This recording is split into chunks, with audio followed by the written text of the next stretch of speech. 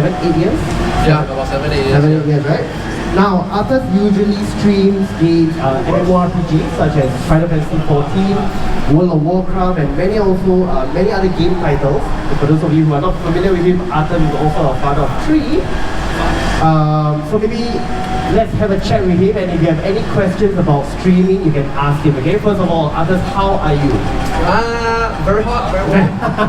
Yeah. Welcome to sunny Singapore. Yeah. Okay, welcome to sunny Singapore. You know, as a streamer, don't usually get out here to touch grass, you know, get shined by the sun. So yeah, this is quite. It's good. It's a good workout. It's refreshing. It's very refreshing. Yeah, that's true. Okay, Arthars, you wanna introduce yourself? You know, always been asked this on stream, but didn't really have formal introduction. Okay. Yeah, I'm Arthars, full-time Twitch streamer, like you said earlier, on twitch.tv/Arthars, I guess. Yeah, that's pretty much That's it. Arthars. Yeah. Yes. Okay, I plug for you. Okay, good. Now, Arthars, maybe you want to tell us about your live streaming journey. What you used to do before live streaming, and how did you start? Very long time ago. I mean, I've been playing video games since I'm 7 years old. So back in the 80s, people always will say that, playing video games so much is like a loser or something. And I'm always alone. Back then there wasn't online games, so it's usually just playing video games, in my room. What were the first games that you used to play? The first games that you got your hands on? It's some Atari console. Okay. That one joystick, one button, you jump across the bridge. I don't remember what that Very nice. Yeah. People, do you know what Atari is? Yeah, I've heard of it. Really? Very good. Very good. Okay, you've heard of it. That's good. That's a plus point. Yes. Very good. Very good. You all know? Okay. Very nice. Very nice. Okay, but obviously the most prominent one would be Nintendo. The first time I got Nintendo, Super Mario and Contra. Okay. Those were my official first game. Yeah. What before gaming, what do you used to do for work? I study information technology. Actually, the last time I came to Temasek Poly was 1998. I came here for open house. So I think a lot of things changed. I actually wanted to study here because the girls on the east, I heard, is a lot more prettier. Yeah. So I actually wanted to. Very nice. Very nice. Is that true? Wait, is that why you guys study in here as well? Yes, right. Oh, this guy is nodding. You see? Very nice. No. Serious. The girls on the east are a lot prettier, a lot cuter. Yeah. Very nice. 100%. Yeah. Yeah, but then being a gamer addict back then, so I decided to end up study in the poly nearer to my place. So I ended up just study at NYP. I can play games until 8:25, and then just go to school. That is 5 minutes away. So eventually I picked utility over. Yeah. I see. Now, live streaming. How did you first discover it? Actually, it's not so much about streaming, it's more about gaming, because even today, right, I consider myself as a gamer that streams rather than a streamer who games. There's actually a difference. It's not wrong, there's no right or wrong. Some people do streaming for content. They try to get views, try to grow their channel, but those are streaming as a streamer. I'm mostly a gamer that just happen to I play a lot. So I quit my job at 2018, my IT job. So then I was still playing games, right?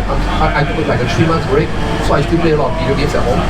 And then my wife one day came into the room and say, why don't you just stream? Now there's stream. She knows more than me apparently during that time. So she was telling me, I saw people streaming, grocery shopping, people streaming lifestyle stuff. So live streaming gaming is one of the the uprising things. So she asked me, how come you don't stream video games? I'm like, who wants to watch me?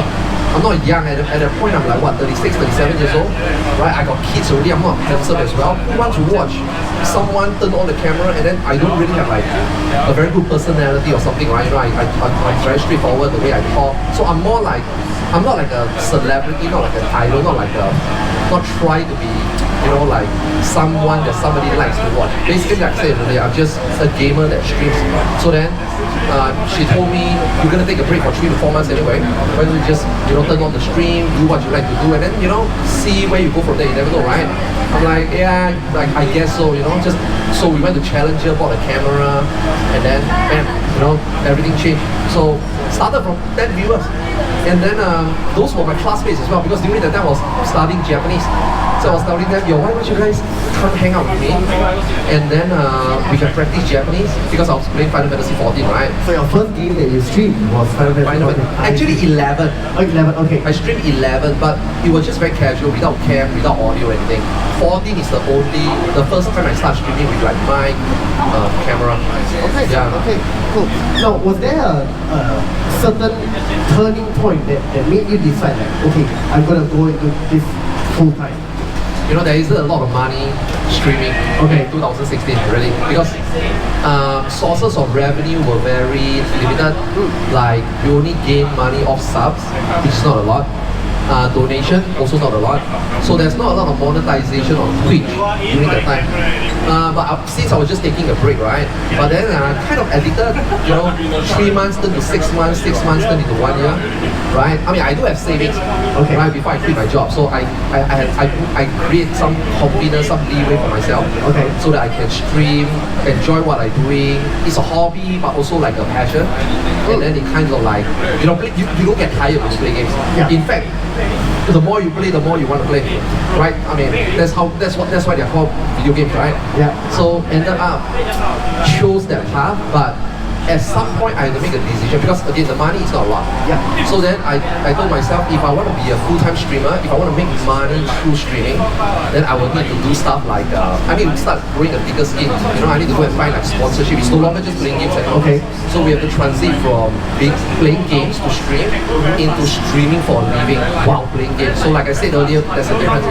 So then you have to send out emails, you have to like, approach brands, you have to like tell them, sell out yourself, promote yourself, stuff like that. And initially didn't have any bites, because Southeast Asia we didn't have a lot of support during the time. So after a couple of years later, I started to see a lot more support. People start emailing me, people start responding to my email. So it was during that point I was like, okay, if I can get a few hundred here, a few thousand there, if it adds up, right, maybe it will become as much as a full-time job. So then that would be the time at about 2019. I started to do like, Singaporean, right? We are very calculating everything. Okay. We have to be. We have to, right? This would be plus this. Oh, okay, it seems okay. So then I started. Then I started taking the leap of faith. But it took me about 2-3 years before it become a reality that it can be done. But I think today is a lot better. Okay. Today there's Twitch has a lot of monetization, a lot more viewers on Twitch. Southeast Asians, Singaporeans, we are more exposed to the platform. So a lot of people are more willing to watch. I mean, there's a lot of, definitely ever since COVID, there's been a lot of like search of viewers, especially in Singapore as well. Like during that time, I think one of the organizers, Harry, right? She was like, she was doing some Twitch group. There wasn't a lot of people that know Twitch, but then today, back then I think 1 in 10 people know Twitch. Today I think maybe 6, 7 of them know Twitch. Hopefully it will be better. Yeah. Now, Now, a lot of us would know Twitch.tv as a live streaming service. Maybe because we've talked about monetization options, maybe share with everyone what exactly is monetization. Like, if people ask you, like, how do you earn money as a Twitch streamer? Because we get it. There are a lot of people who understand Twitch, but they don't know how people earn money through Twitch. A lot of people always say, a lot of people, especially Singaporeans or Southeast Asian, actually a lot of us are not open-minded enough. They always think, I'm working my ass off. Oh, can I say that? I'm working so hard, right? For like 6-8 hours a day at work, and then this guy is just playing video games 6 to 8 hours. How does he deserve this money more than us? I get that a lot. But I think that is very old-fashioned thinking. Today, with esports, today with like live streaming, today with like all the exposure, the marketing, the brand, the advertisements that a lot of companies put in through video games, through live streaming video games. It becomes more of, personal support from your community, like subs, donation, like I mentioned earlier, right? These are revenue, but you can't really live off just with that, because at the end of the day, Twitch or whatever platform you stream on, they take a cut, or they have different revenue shares, right? At least for Twitch, it's like they take 50%, and also being Singaporean, we are also subjected to like American tax, all this stuff. So you see, when we go into technicalities, right, a lot of people will start to realize that, wait, then where's the money? That's where the sponsorship comes in. You have good games. I'm not sure whether people heard about Raid Shadow Legends, for example. You have to do stuff like that. When you go to YouTube, you always see, right, videos, Raid Shadow. I mean, it's not just live streaming as well. Like streaming on Twitch, you also have to grow your YouTube. You also have to like upload videos, right? So sponsorship comes from almost every medium. Nowadays, TikTok is also very popular. Instagram, in Southeast Asia especially. So these are all the revenues that we can get. Throw in a 5-minute shout out, throw in a 30-second shout out, make a 20 minutes video. These are all sources of revenue. Streaming, gaming is just mainly somewhere people can find you. And obviously it's got some sort of perks as well, support and donation like I mentioned. But as a content creator, streamer, is way more than that. The amount of work we put in behind the scenes after stream is a lot, but a lot of people don't understand that. But nowadays I think people start to understand more. I mean, there's also a lot of like courses, studies that even evolves about content creation, right? So I think youngsters these days kind of get the idea, and it's good, right? It took me, I'm 42 years old. It took me 42 years old to finally see. 42 years young. Sorry. Yeah, okay. Thanks a lot.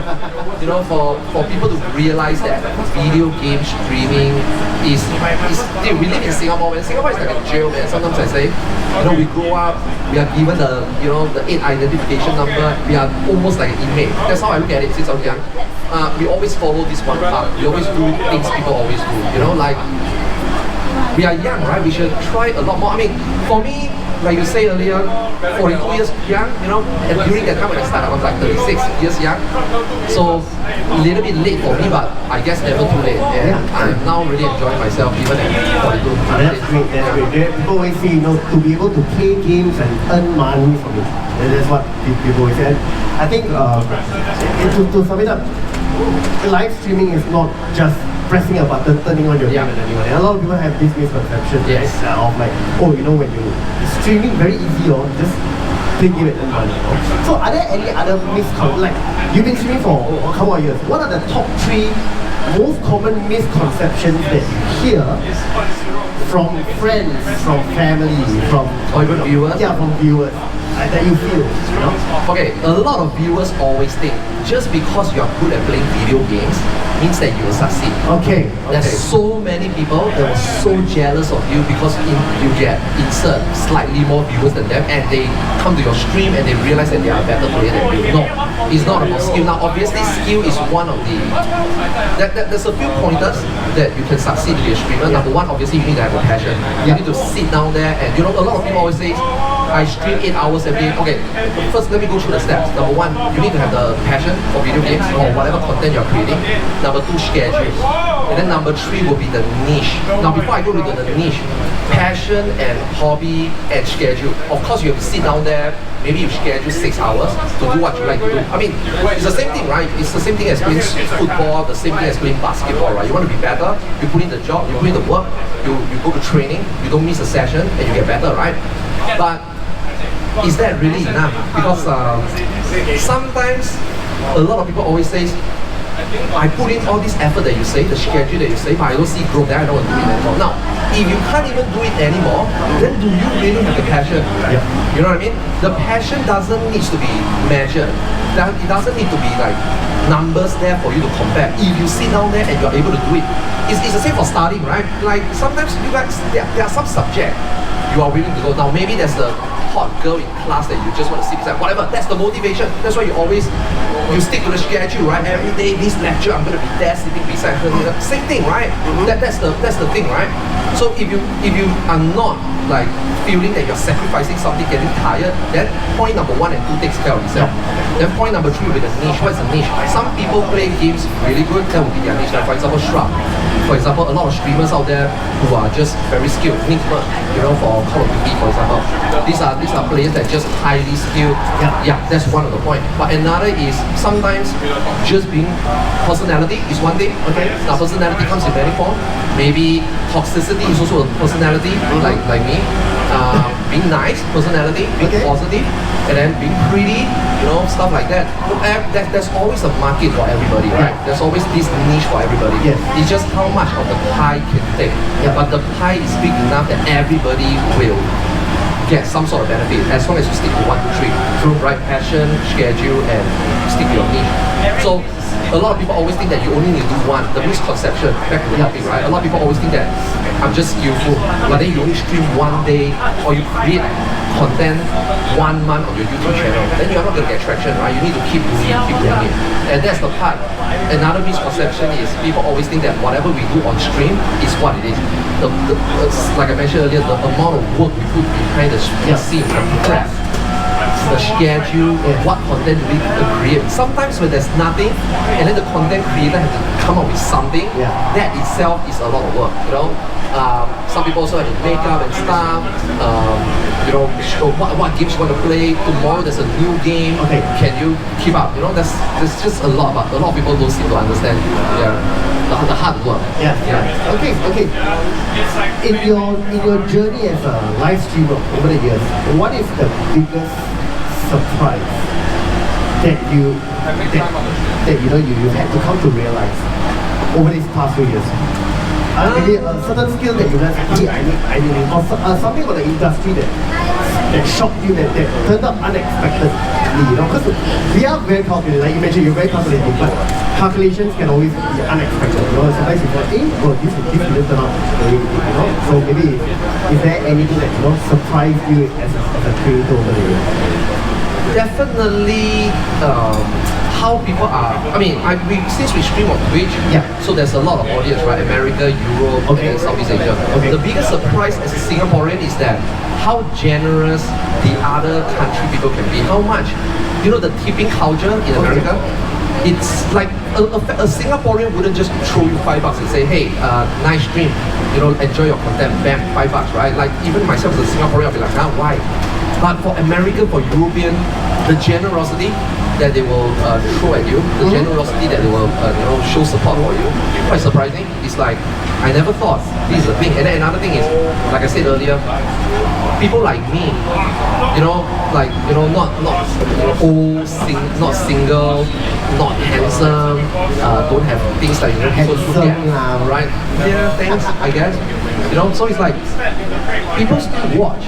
So what surprised me is the audience. Like, I never thought playing games, and then just being me, somehow people will, tune in, like to watch it. So, I always thought, the only way for people to recognize you, for you to get recognition, is you go and socialize. You go out and, networking, be nice to people, get more opportunity. I mean, I guess streaming is also one of networking. I mean, so it's a social media, considered social media as well, right? So it's like a very different way, and very surprised that it worked. Do you feel there are 3 primary qualities that an individual has to have in order to succeed on Twitch? Succeed is a very subjective word, it's very different, right? Success is very different. Maybe are there 3 qualities that an individual has to have to be more successful as a streamer? Patience. Patience. Definitely. Don't let, because growth in social media, not just Twitch, like YouTube, Facebook, TikTok, Instagram, it's all exponential. You start off as 1, you get 1 follower, you get 1 viewer, you will become 2, you will become 4, you will become 8, you will become 16. The starting is always very demoralizing.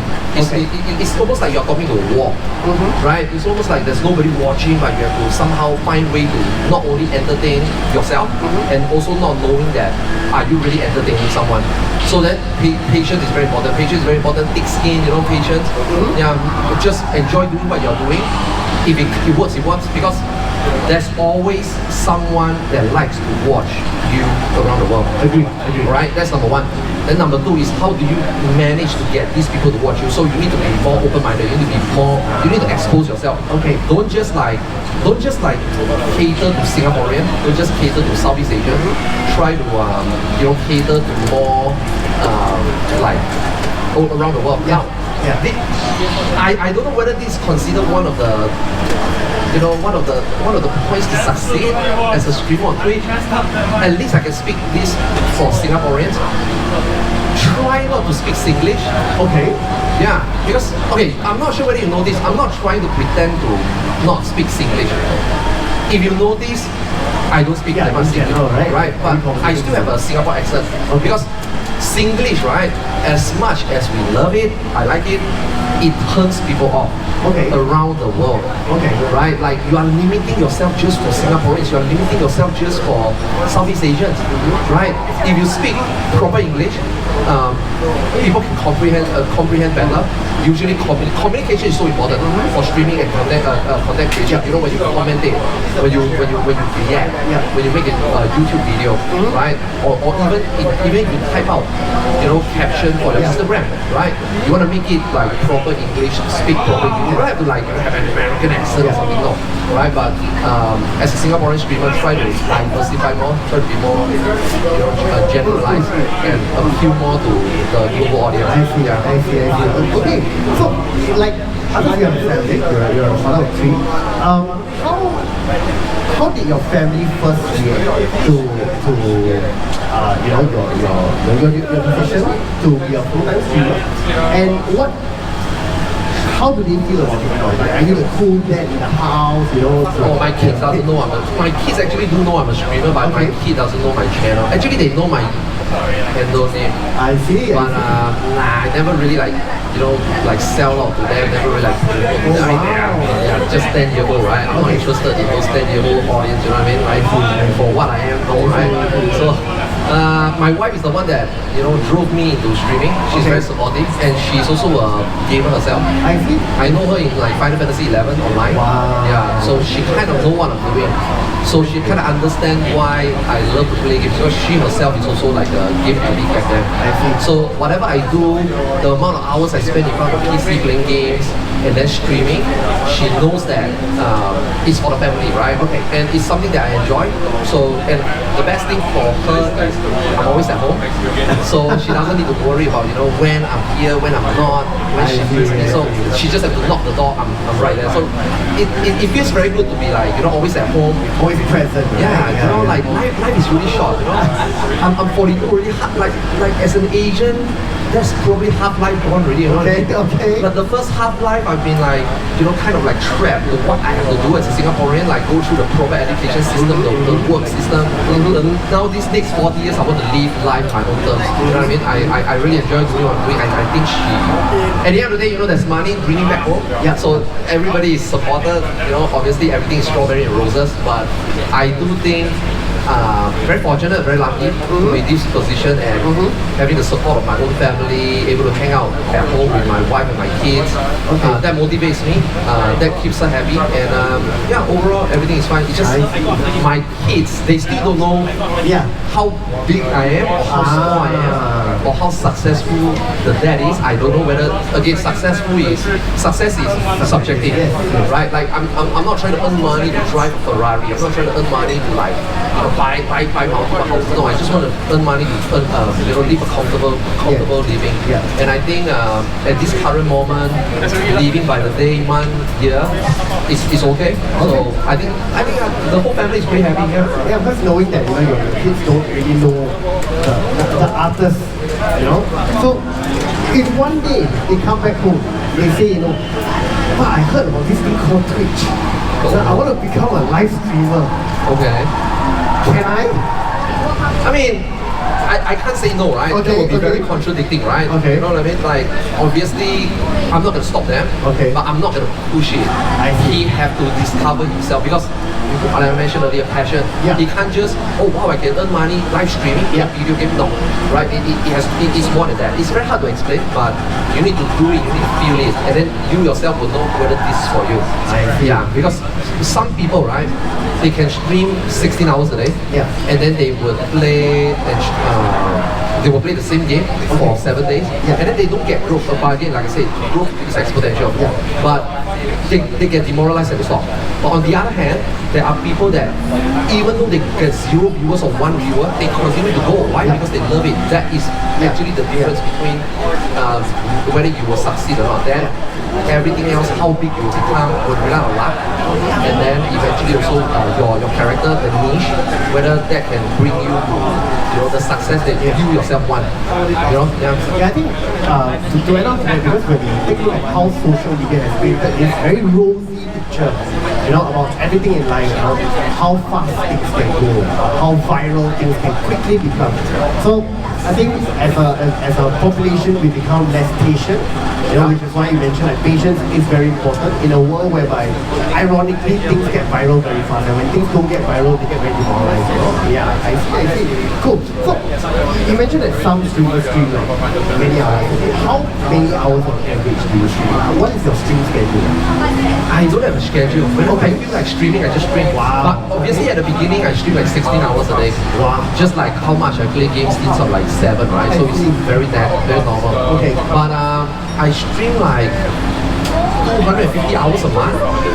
Okay. Yeah, that's more than an average people who work. Yeah. You know what I mean? But I mean, But you're enjoying it. yeah, because I mean they are working only 40 hours a week, right? So for me, the work is also included in the 250 hours, and then the other 250, the other other time will be considered leisure, right? Yeah. You guys go to work, you guys work 8 hours a day, and after that you guys go to the gym, you guys go to the club, you guys have fun. So for me, it's integrated, right? The schedule and playing together. So naturally, streaming longer hours is pretty normal. I feel. Yeah, so that's my average. Yeah. That's great. Now, to wrap things up, Arthars, do you have any, final words to any individual? You've given a lot of nuggets of advice through all the questions that you asked. Do you have any additional nuggets of wisdom, any nuggets of info that you want to share with anyone? Maybe life advice, any streaming advice, in whatever capacity you think. I mean, this doesn't